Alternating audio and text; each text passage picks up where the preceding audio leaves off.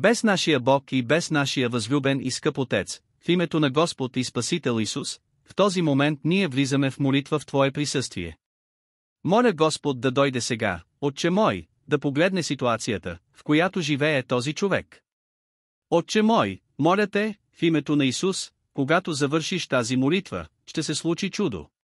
Точно както казва Твоето слово, че хората, които бяха на планината до Господа, нямаха какво да ядат, дори бяха гладни и Господ, като взе 5 хляба и 2 риби, благодари на Бога, заповяда да ги раздадат и всички ядоха тези хлябове и те имаха достатъчно. Хиляди хора бяха благословени в този ден. По същия начин Господ може също, в името на Исус, да благослови живота на този човек, който е изправен пред трудности във финансовия си живот. Моля се за този безработен, който е изпратил толкова много автобиографии, дори са го викали на интервюта, но, Боже мой, никога не се получава, никога не го викат обратно, за да започнат работа. Но аз моля Господ да постави ръцете си и от тук нататък вратата да се отвори за този човек. Моля се и за този търговец, за този човек, който има собствен бизнес. Боже мой, ела и сложи ръцете си, за да просперира работата ти в собствения ти бизнес, ела да се развиваш, ела да бъдеш благословен. Този човек, който не е имал резултати, дълговете са се натрупали и той не знае какво друго да направи, Отче мой, така че влез със силата си на това място и ела и благослови. Боже мой, в името на Исус, ела и доведе клиенти и ела при моя Отец, за да дадеш решението на този човек. Моля също, Боже мой, за този човек, който има дългове към банки и дългове към лихвари, дългове към роднини, към приятели и той е отчаян, Отче мой, защото не може да плати тези дългове. Натискът е толкова голям върху нея. Хайде тогава, Боже мой, дай решение на този човек. Моля ви, в името на Исус, да дойдете и да осигурите решение за този човек, който е отчаян, за този човек, който, моят Отец, е в беда.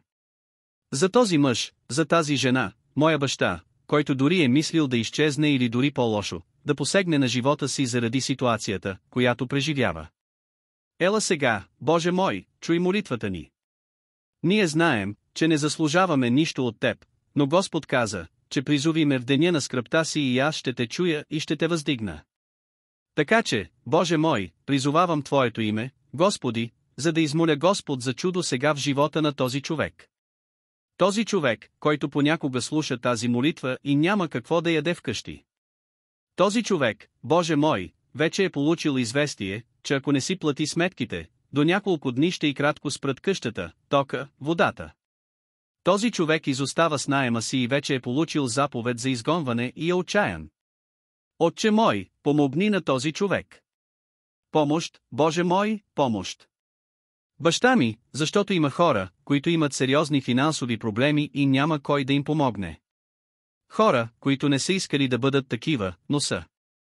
Хората, Отче мой, които плащат вноски, но вече се лутат, вече не могат да плащат. Хора, татко, всеки ден телефонът звъни, изпращат и кратко съобщения да си плати дълговете, а тя е отчаяна. Нека той дойде да предложи решение, не просто да създаде финансово чудо, но да и кратко покаже какво трябва да направи. Покажи и кратко, Отче мой, как трябва да постъпва и че без Твоята благодат нищо няма да се случи. Това е, което ви моля в името на Господ Исус Христос, нашия Спасител. Амин.